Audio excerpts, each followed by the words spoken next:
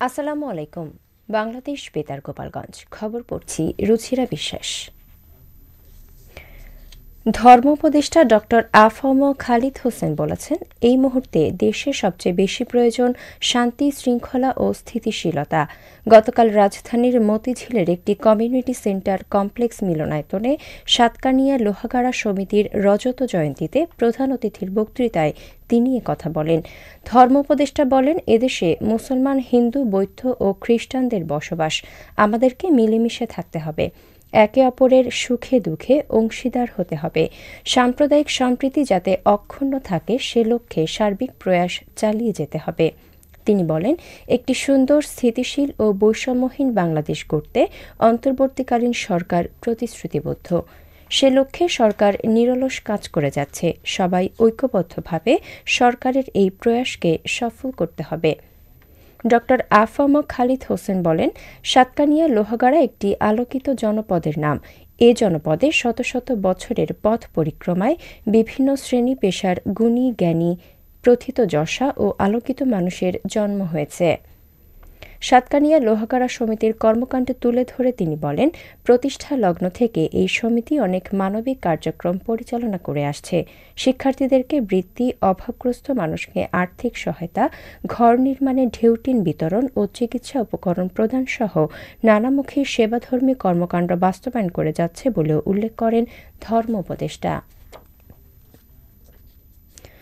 বেসামরিক বিমান পরিবহন ও পর্যটন এবং ভূমি উপদেষ্টা এ.এফ হাসান আরিফ গতকাল বেলা ৩টায় রাজধানীর ল্যাবএইড হাসপাতালে হৃদরোগে আক্রান্ত হয়ে ইন্তেকাল করেছেন।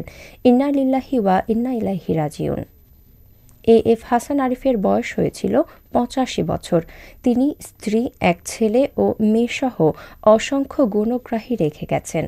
পরিবেশ, বন ও জলবায়ু পরিবর্তন এবং পানি সম্পদ মন্ত্রণালয়ের উপদেষ্টা সৈয়দা রিজওয়ানা হাসান ও গৃহায়ন ও গণপূর্ত, শিল্প মন্ত্রণালয়ের উপদেষ্টা আদিলুর রহমান খান এবং ভূমি মন্ত্রণালয়ের সিনিয়র সচিব এ.এস.এম. সালেহ আহমেদ উপদেষ্টা এ.এফ হাসান আরিফের মৃত্যু সংবাদ শুনে ল্যাবএইড হাসপাতালে যান।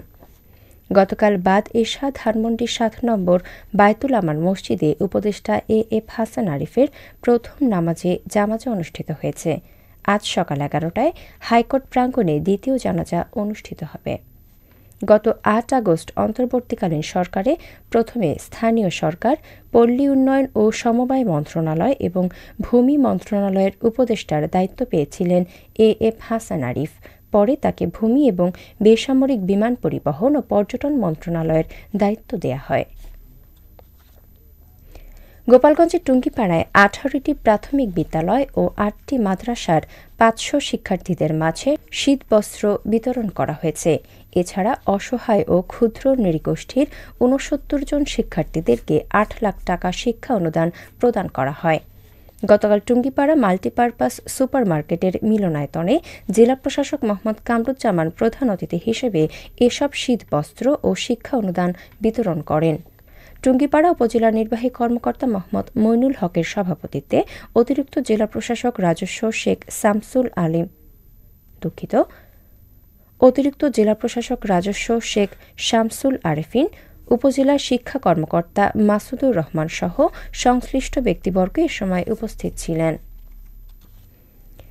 গোপালগঞ্জের কাশিয়ানীতে পৃথক পৃথক সড়ক দুর্ঘটনায় ২ জন নিহত হয়েছেন। পুলিশ জানায়, একটি ব্যাটারি চালিত ভ্যানে করে ব্যাসপুর থেকে জয়নগর যাচ্ছিল কাপড় ব্যবসায়ী ইসরাফিল মোল্লা নামে এক ব্যক্তি। এ সময় ভ্যানের সাথে ইট বোঝাই ট্রলির মুখোমুখি সংঘর্ষ ঘটে। এতে ইসরাফিল মোল্লা ঘটনাস্থলে নিহত হন।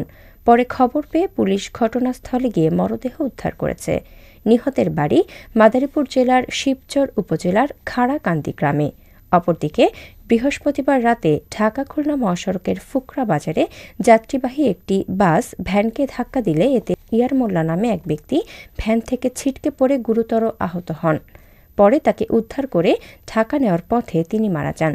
নিহত ইয়ার মোল্লার বাড়ি কাশিয়ানী উপজেলার দক্ষিণ ফুকরা গ্রামে। সবশেষে আবহাওয়া।